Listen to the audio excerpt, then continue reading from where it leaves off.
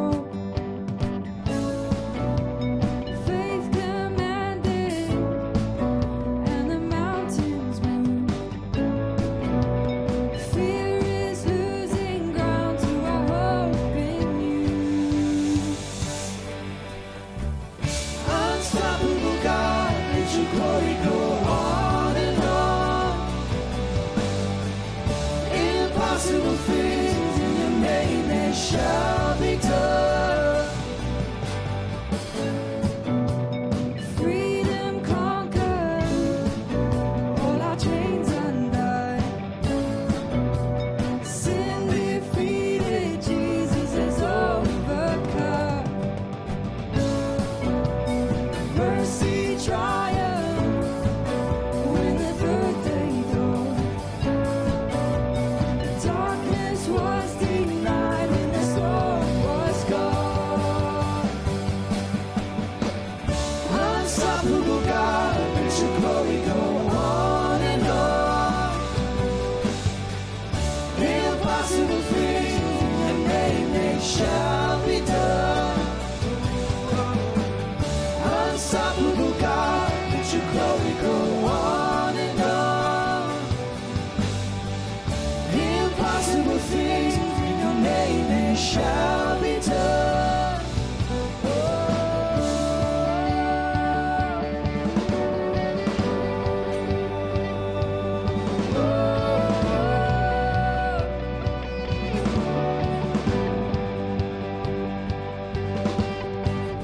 Nothing shall be impossible. Your kingdom reigns unstoppable. We'll shout your praise forevermore. Jesus, our God, unstoppable. Nothing shall be impossible. Your kingdom reigns unstoppable. We'll shout your praise forevermore. Jesus, our God, unstoppable. Nothing shall be impossible. Your kingdom reigns unstoppable. We'll shout your praise forevermore. Jesus, our God, unstoppable. Nothing shall be impossible. Your kingdom reigns unstoppable. We'll shout your praise forevermore. Jesus, our God, unstoppable.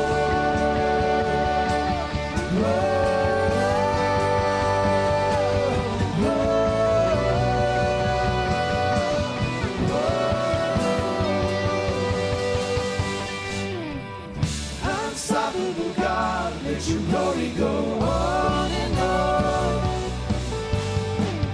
Impossible things in your name they shall be done. Unstoppable God, let your glory go on and on.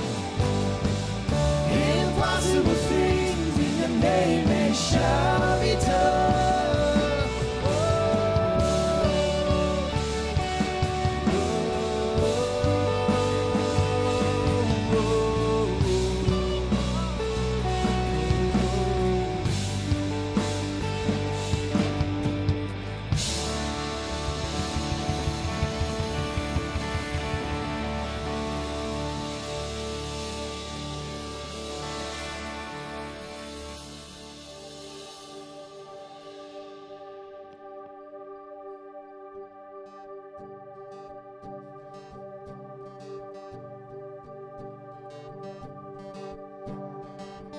Who am I that the highest king would welcome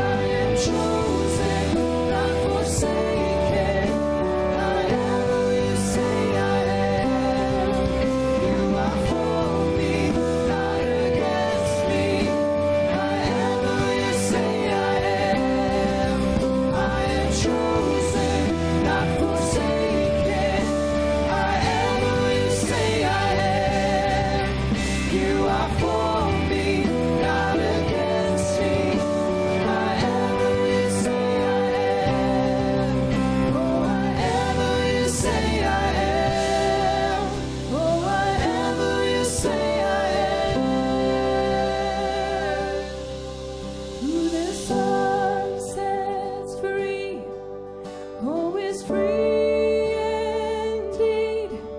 I'm a child of God. Yes, I am.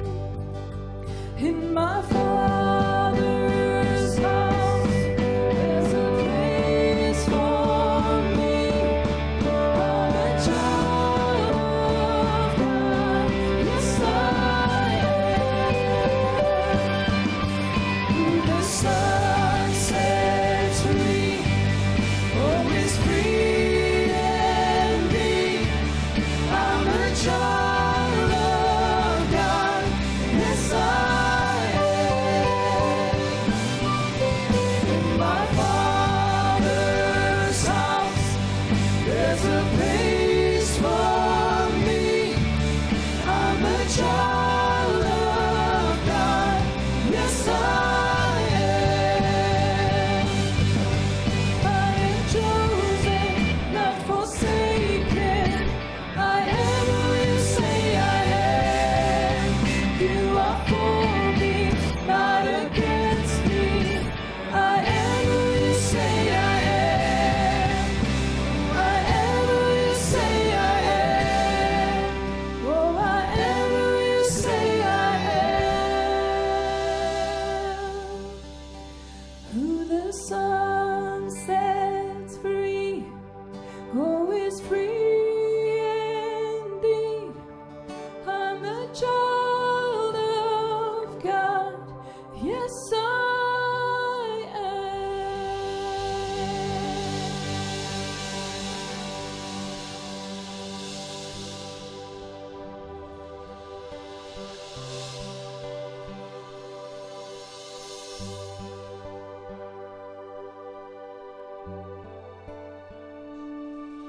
No sweeter day, no sweeter song. The day I knew my sin was gone, my failures and my broken life were washed in blood.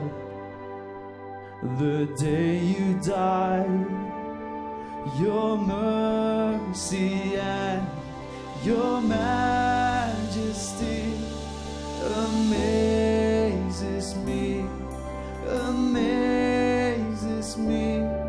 I once was blind, but now all I can see is your mercy and your majesty.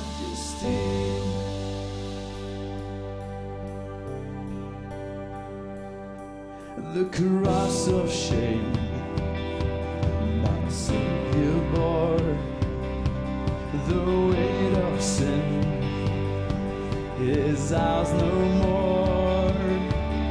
And what appeared to be defeat has now become our victory. Your mercy and your majesty amazes me, amazes me. And I once was blind, but now all I can see is your mercy and your majesty.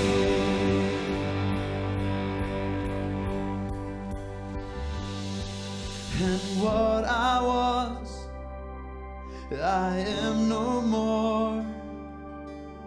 All my life surrender, all my life surrender to you alone. And I owe it all my life forever, all my life forever. And what I was, I am no more. All my life surrendered, all my life surrendered.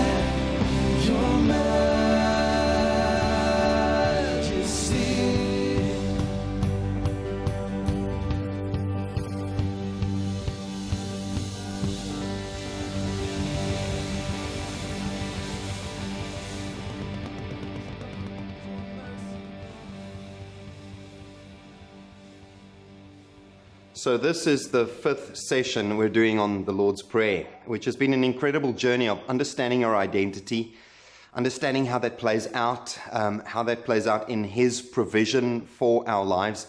And in this session today, I want to speak about temptation. That little phrase that Jesus puts in His prayer, lead us not into temptation, but deliver us from the evil one. And I wonder if you can join me, perhaps just in saying this prayer up until that point. Shall we pray together? In this manner, Jesus said, therefore pray. Our Father in heaven, hallowed be your name. Your kingdom come, your will be done on earth as it is in heaven.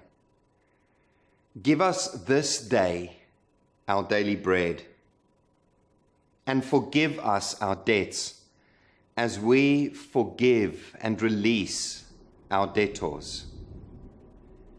And do not lead us into temptation, but deliver us from the evil one. I was in the shopping mall the other day and I saw somebody wearing a t-shirt that said, lead me not into temptation. I can get myself there very easily. And I started pondering about this talk and about temptation. You know, sometimes we think about temptations as things that we do that are wrong, and we have certain pictures in our head about what temptations could potentially be. As I sat down to write down what certain temptations could be for myself, I very quickly made a list of things that I found on a day-to-day basis that I find myself perhaps struggling with, or perhaps making choices about. Things like the temptation to always do what works and not always choosing the right thing above that which works. Choosing to do what's easy. The temptation perhaps to do what's quick. The temptation to do what works on the short run. The temptation to do what's self-serving and best for me. The temptation to do what's unimportant above that which is important. And I found myself working through things in my own personal life, you know, things that I'm wondering if I'm making the right choices and decisions about this. And I think that's probably the reason why Jesus put this little phrase in His prayer. Remember, the disciples didn't come to ask Him, you know, teach us how to do miracles, teach us how to raise people from the dead, teach us how to... They came to Him with this question. They said, when we engage our Father in prayer, what are the things that we could be talking about? What are the divine conversations that we ought to be having? And then Jesus puts in this beautiful little phrase, lead us not into temptation. There was something of a tension in that little sentence, because we see in the rest of New Testament that God hasn't the capacity to lead us into temptation. If we read in James chapter 1 verse 13, it says, let no one say when he is tempted, I am tempted by God. For God cannot be tempted by evil, nor does He Himself tempt anyone. I think there's two things about God that we need to understand when we think about temptation. The first thing is that God cannot operate outside of His character. We see in the New Testament so clearly that God is love. We see in James chapter 1, just a few verses further, he says that do not be deceived, my beloved brethren, for every good gift and every perfect gift is from above, and it comes from the Father of lights, from whom there is no variation or shadow of turning. You see, the sovereignty of God defines that He cannot operate outside of His character. He cannot change. He cannot stop loving you because He is love.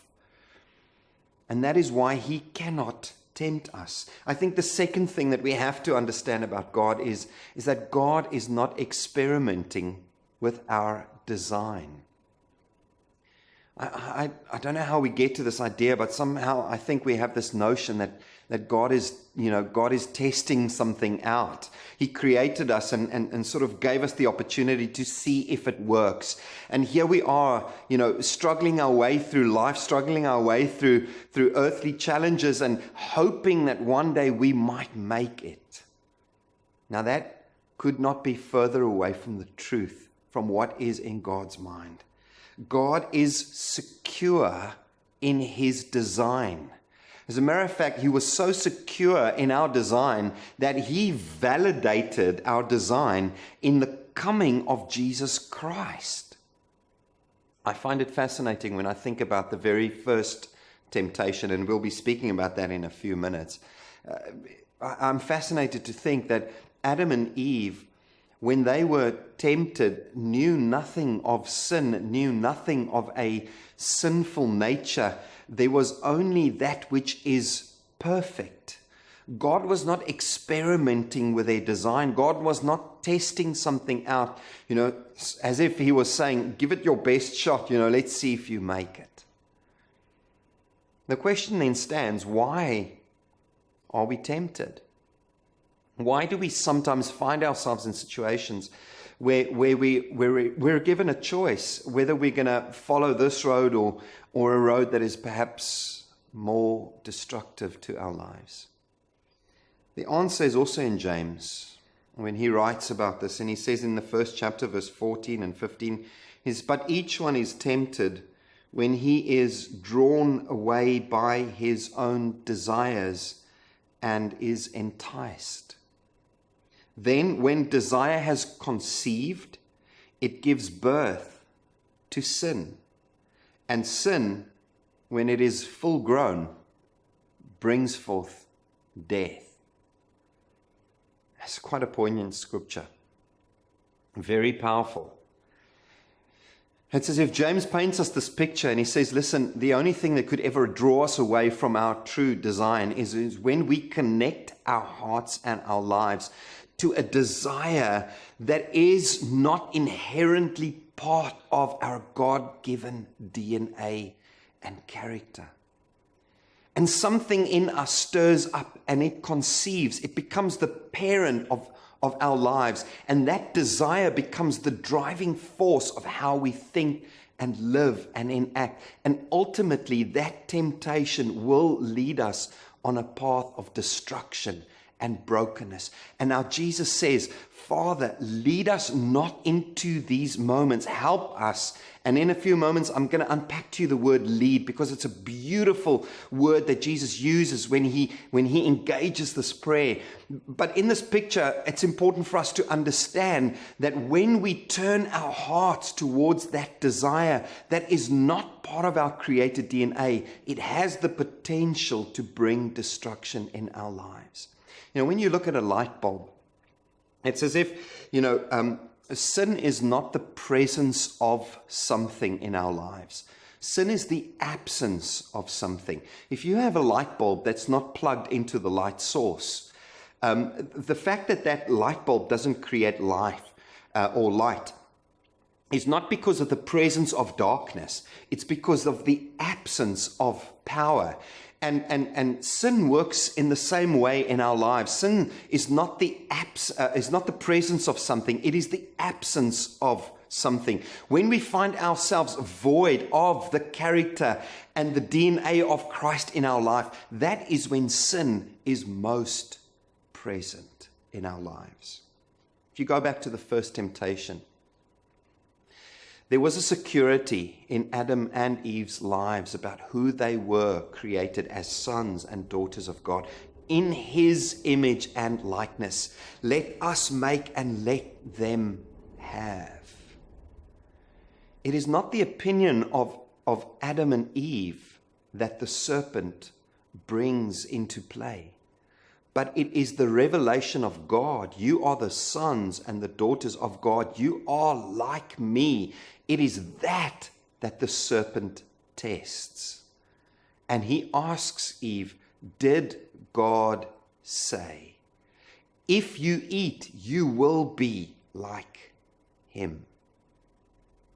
And in the moment when Eve validates her opinion above the revelation of God, that sin becomes a destructive, powerful force and a reference that entrapped all of mankind.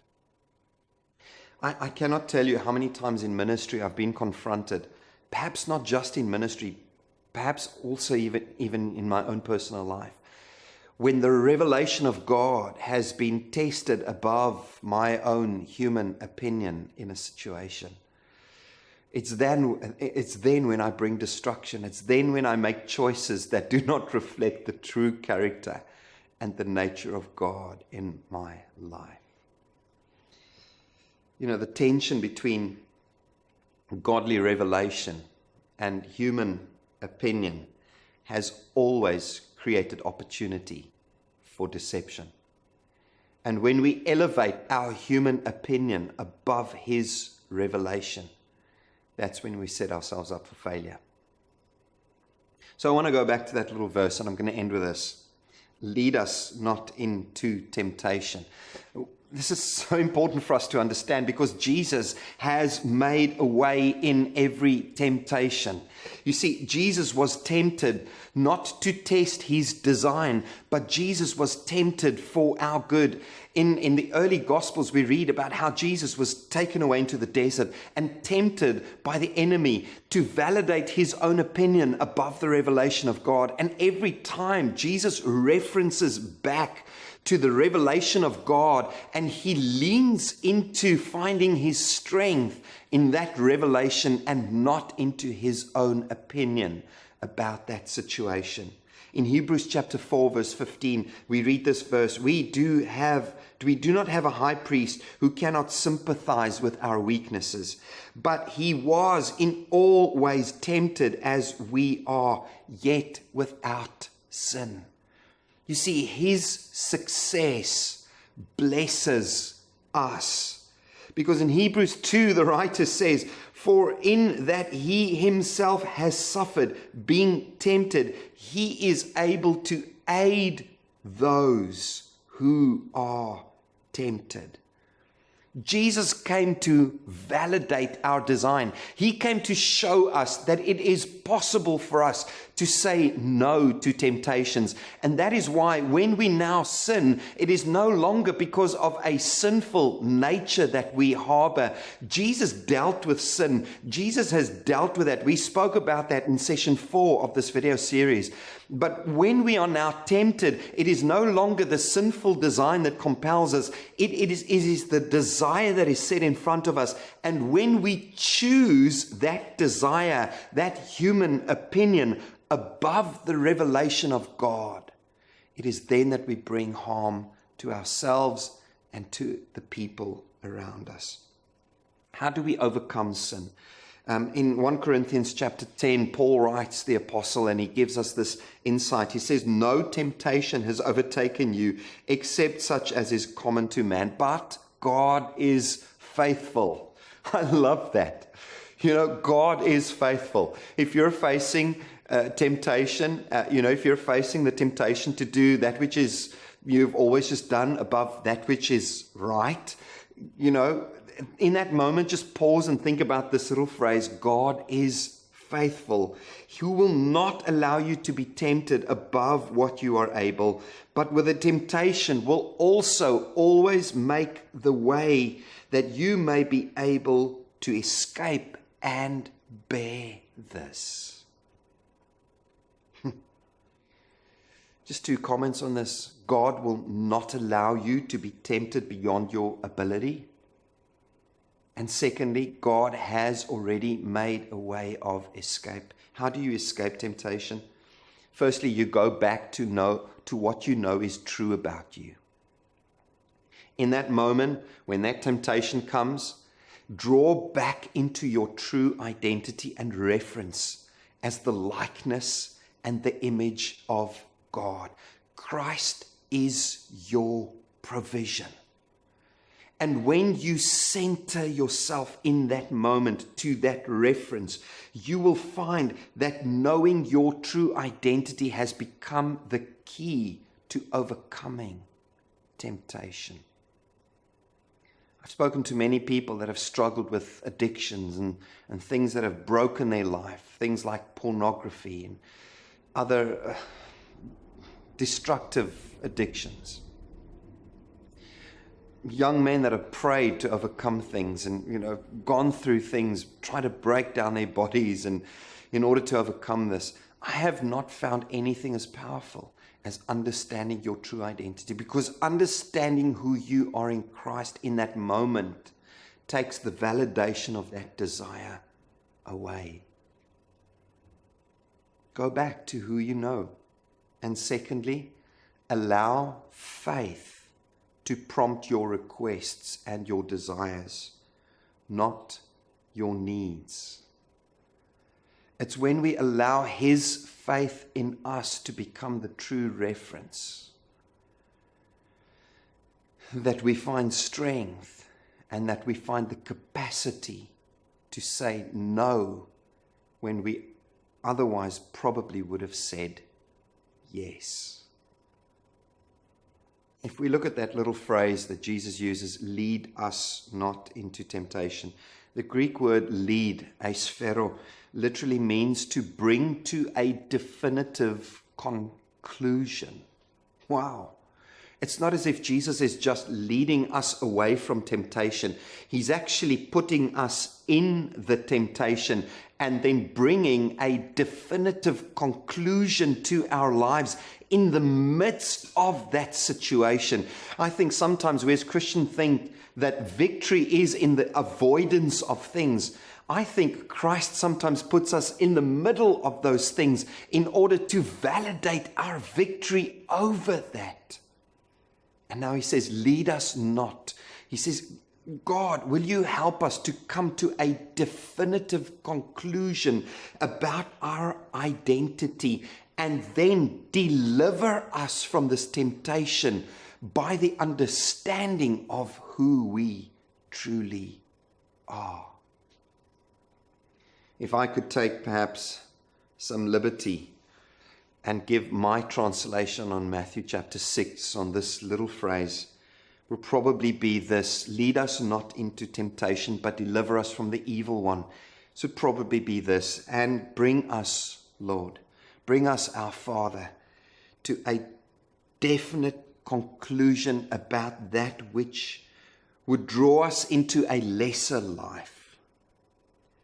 On the contrary, deliver us to yourself and for yourself from that which wants to inflict pain and inferiority on our lives. Deliver us from that which would draw us down.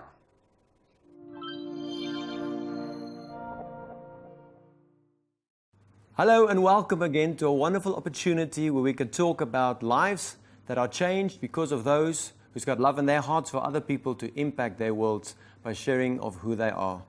Today we've got the privilege to have Renee with us. Renee has been in ministry a very long time with her husband already. And Renee, we've known each other for some years, and it's great to share this time together. Maybe just for those who don't know you, tell us, who is Renee? Well, I'm married to Johan, and we've got two lovely boys. We in ministry for a while, like you said, and at this stage we're at Doxa Deo Moord campus, where we lead the team there. I'm in charge of the ladies' ministry, and I'm also passionate about our children's home, and Moord campus has their own children's home that I'm part of. Now, we know, Renee, that it's the purpose of the church to live for the people that live in the city, and that the love that God has for us needs to reach others, and that's always been part of the heart of the church. But in this time, it's very important for us to see that being effective, and how much more love do the kids need that are really in a broken place. So you say you've been involved with children's homes. Just tell us a bit, which homes have you been involved with, and which are the ones that you're focusing on at the moment? I was involved with Yeneke Haven. They have kids with disabilities and really needs lots of love. And then I'm involved with Makalong, our North Campus children's home. And then my passion is Victory Kids Moord. That's right next to our church.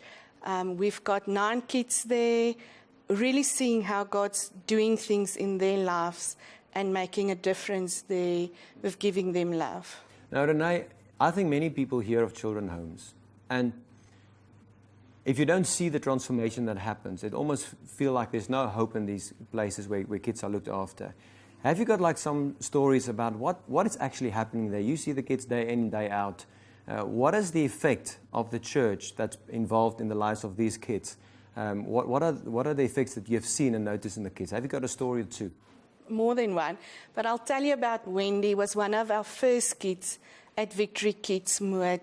Came in, she were in different children's homes before, and when she got to us, she actually felt quite abandoned because the people that she used to be before kept pushing her away, and so we just started giving her love. In the beginning, it was very difficult because she kept on thinking, okay, they're going to abandon me.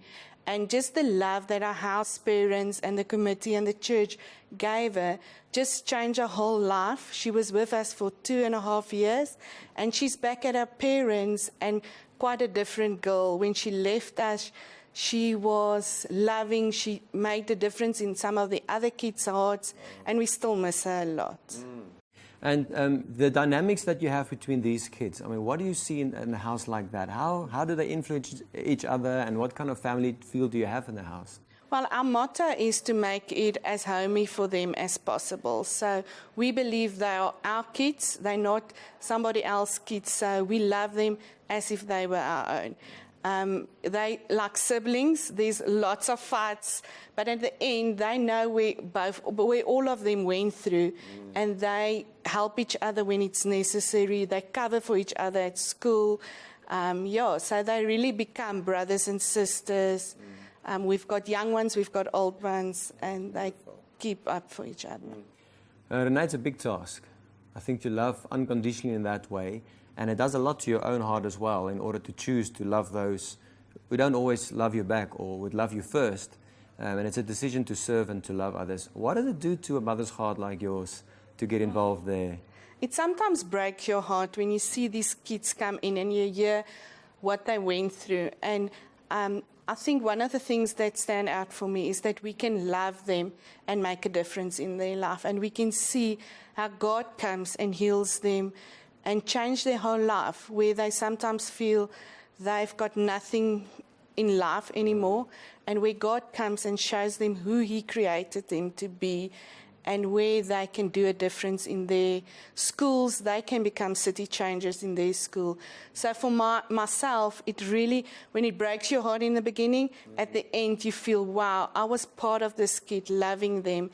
And it changed my heart for, I want to do more of this. But I think it stirs a lot of hope. Sometimes we find it hard to have hope in normal circumstances that we seem normal, whatever lives that might be for us.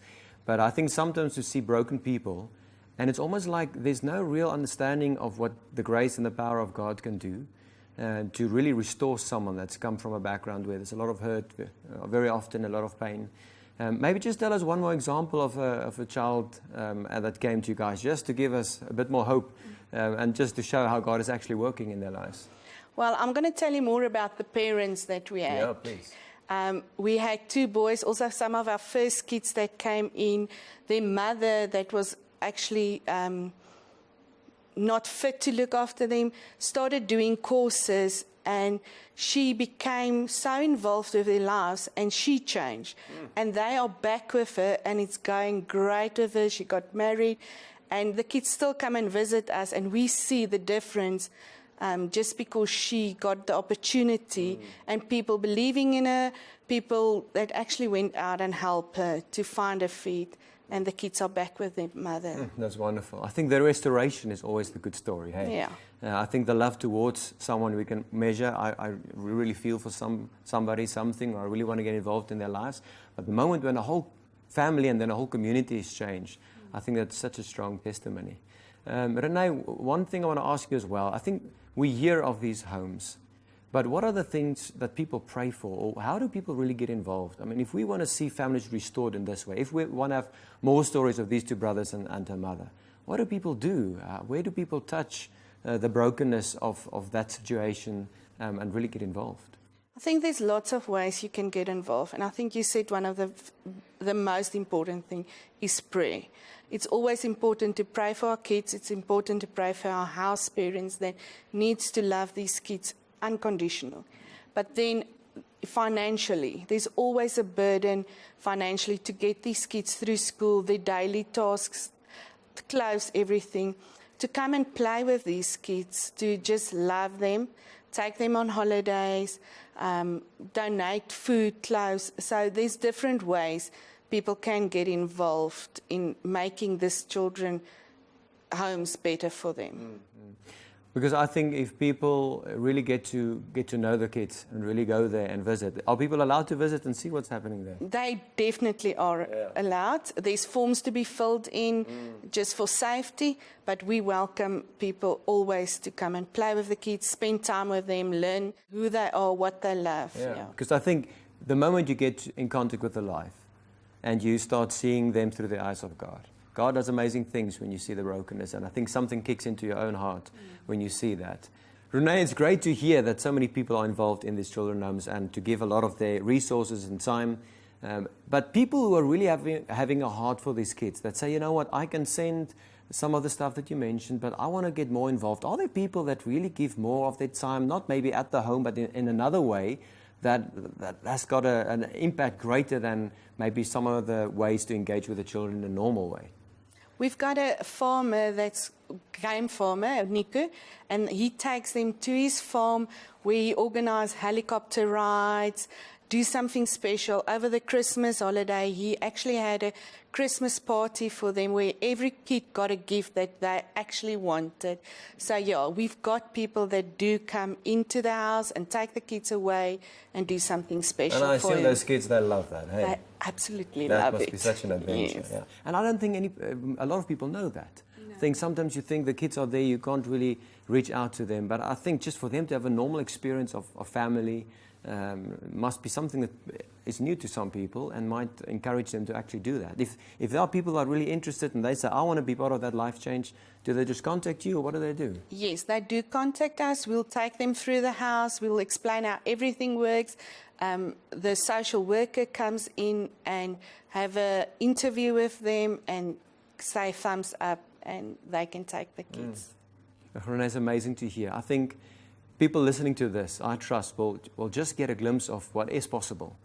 Sometimes we think what we have to give is so little and insignificant, but hearing what you're saying is probably a story of so many people that say, I can give a little bit, I can give love, I can give attention, I can embrace these little kids, and it will change their lives forever. And I trust with you that as you continuing to do this, faithfully serving what God has placed in your heart, that we'll see more lives change, the city being impacted the way we trust only God can do. So thank you for sharing those stories, and may God really bless you and keep these testimonies of God's love coming through. So thank you so much, and bless you for the work you're doing. Thank you.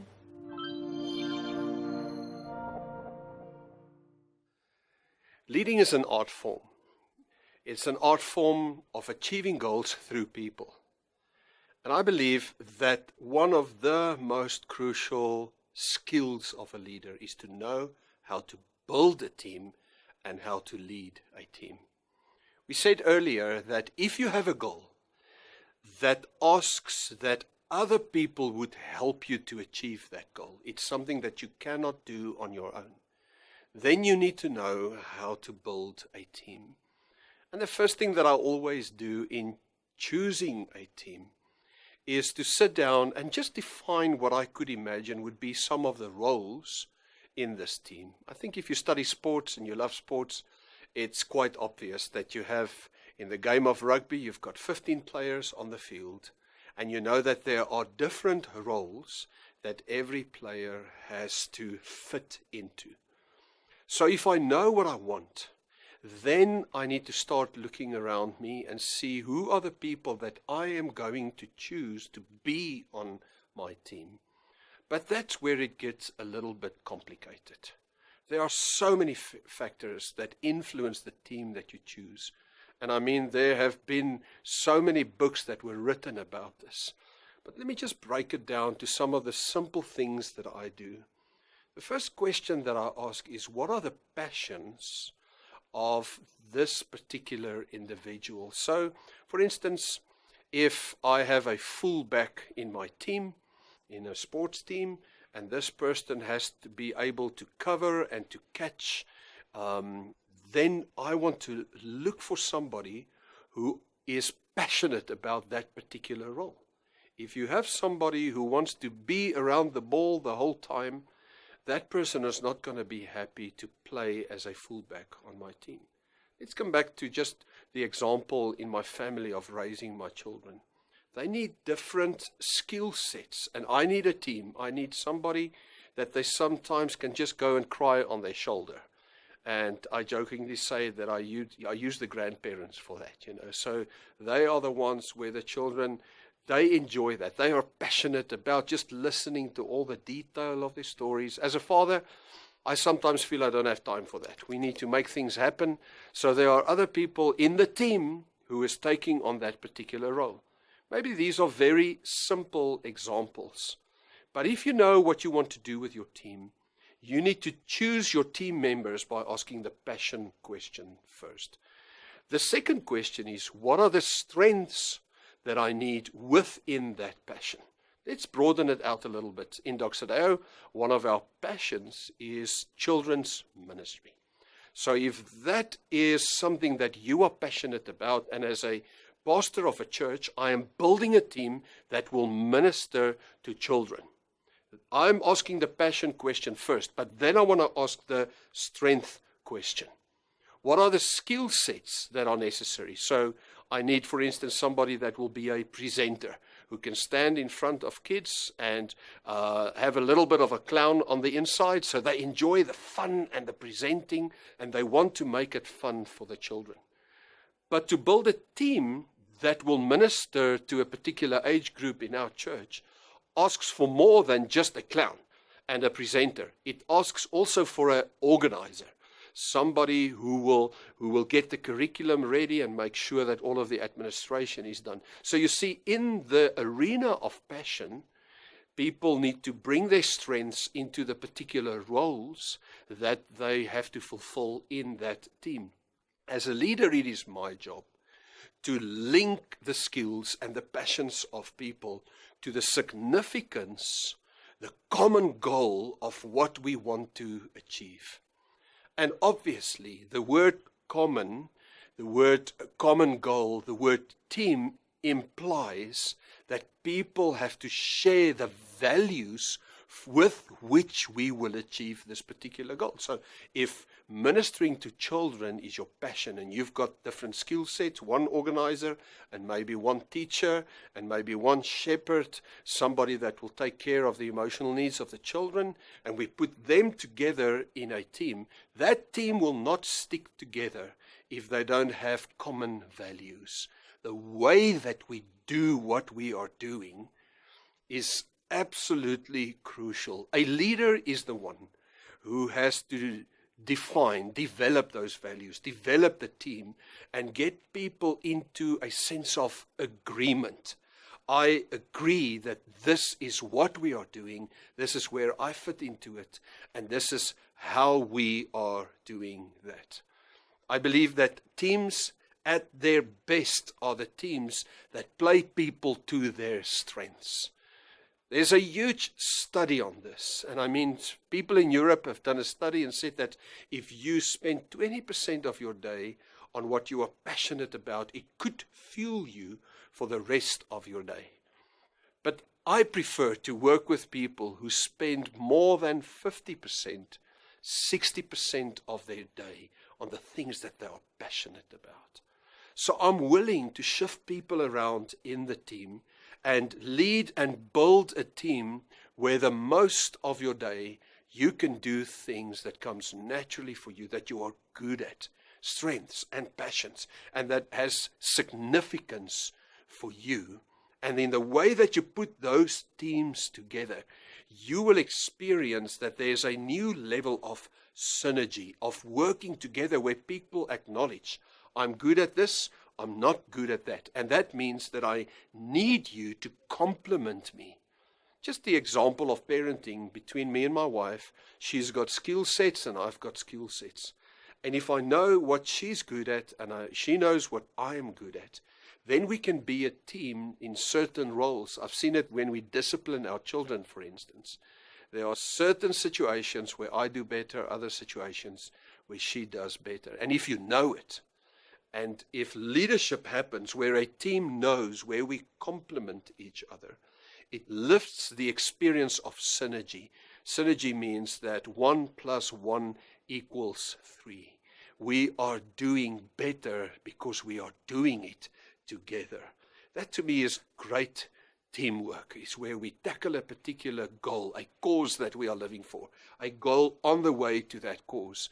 And we are doing it together because we sense that our strengths are being used and that we have a complement to each other.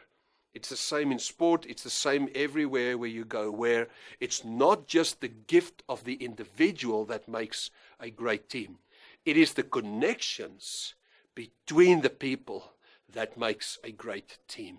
We've seen it recently with some of the sport franchises in South Africa, where the individuals are not really mega performers, but together there's a corporate belief that we can achieve greatness, and they have achieved greatness. So as a leader, I'm looking at that to my own team, every team that I lead, the team that you lead at home, the team that you lead at your business, the team that you lead in society.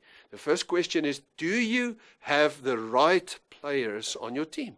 The second question is, are they connected to each other in such a sense that they know we can do better when we do it together?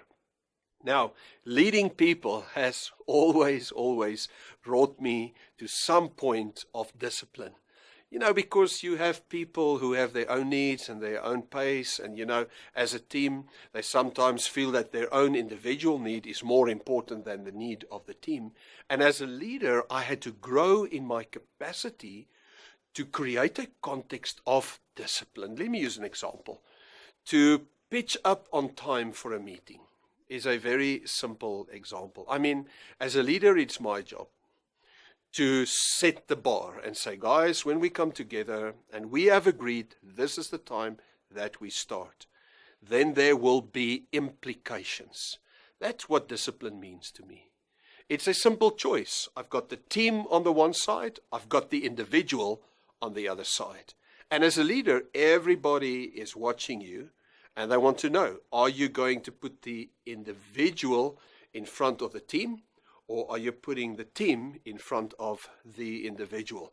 It's a little bit of a balancing act. I'm not always chasing people out of meetings when they arrive late. But if I see a trend, it is my responsibility to show the team my commitment to the team and to ask the individual to align. This is not, when I'm in a team, it's not a place for individual comfort. It's a place where it's about the collective, and the commitment is towards the team. And my encouragement to you as a leader is to know that people love discipline. I'm a musician, so let me use this as an example. Musicians like space. They want to do things their own way. But if you play in an orchestra, you have your part that you have to play. And the conductor has the role of facilitating the harmony of radically different instruments that are playing together. And when you sit there and everything is in harmony, that means there's discipline, everyone understands their role, everyone is playing their part at the right moment, they are silent at the right moment, they are going loud together, they are going soft together, they are ending at the right moment. The conductor facilitates all of that. And then magic happens. When you're playing your instrument, and I play the trumpet, sometimes in that setting, you hear everything is much more beautiful than just hearing my own voice. Great leadership takes a team to that place where they know we are achieving a huge goal, but it is because we can do it together. It's because I have the significance of my contribution, and I can feel it, I can sense it. I'm contributing in the music. And sometimes I'm holding back, and I can see that somebody else is getting the spotlight now, but it is a team effort. I think that is a huge example of how great leaders put their teams together. And it is something that has a constant rhythm to it. Discipline is not a negative term. Discipline actually makes the magic happen. It makes beautiful harmony because somebody is facilitating the discipline. And I remember in the orchestra, every now and again, somebody would miss a note, and you would see the conductor just look at you, and you know, I missed it there. And if I really mess it up, he'll stop everything and say, guys, the whole team is negatively influenced by the mistake that you are making. Fix it, make a note, whatever is necessary, and here we go again. As a leader, you need to know that is your role. You can't run around and do everything in the team. You need to facilitate the harmony and the music that we are making, if I can use that metaphor. Now, unfortunately, every team also needs to have a back door. What I mean with that is that sometimes people will leave your team. You will need to replace them, and we've already said at the start of the session what are the characteristics that you look for to get the right person on board. But letting people go is one of the most difficult things that I've done. And I want to talk this through for a couple of minutes because I want to encourage you. You will get to a point where you will see that an individual doesn't fit into your team or is actually becoming a detractor. It is pulling the team down, pulling the team back to achieving their goal. And it is your responsibility to ask the question, can the team afford it any longer? The typical turnaround time for me was around 2 years. I would do this, I would have intervention, and I'll talk about it a little bit in the next session, how do you do that. But I would do everything on my part, from my side, to see if I can fix it. But at some point you get to a place where you have to ask the question, I am now going to choose. If I choose this individual who's not performing, who is out of line, the commitment is a problem, or the capacity is a problem, I'm going to have to choose. Am I going with a lower level of competence, or am I going to choose the higher level of what the team demands? And if you get to that point where you say, I'm choosing the team, letting somebody go doesn't have to be that negative. I actually believe that that person is already frustrated in this team as well. It's not just me. It's not just the team. That person can feel the frustration and even the anger building. So sitting down with an individual and saying, you know what, let me dream about your future. This is not working. Maybe there's something else that you can go and do that you would be a better fit to. And it's not just that we are letting you go, we are actually facilitating you into a higher level of success, a higher level of meaning and fulfillment for you. The moment where you do that is never fun. But I've had so many people come back to me afterwards and say, no, John, you really did me a favor. I am more happy today and more successful. So I want to encourage you, leading people is to understand that when we want to achieve something that's bigger than an individual, it's going to ask for a team. Putting a team together and managing and leading a team is one of the most crucial skill sets of a leader. And I believe that the best places on this planet is the place where teamwork really works. May you not just be encouraged, but may you develop your skill even further to know how to choose and how to position your team for greatness. My last comment today is I'm very fluid and flexible. Every 6 months or 12 months, we sit down and we evaluate the roles of the people in the team. Every time a new person comes on board, it changes everything. And it's good to be a flexible leader that leads a flexible team where we ask the practical question, is everybody on the right seat and are we achieving our goals? Teamwork makes the dream work.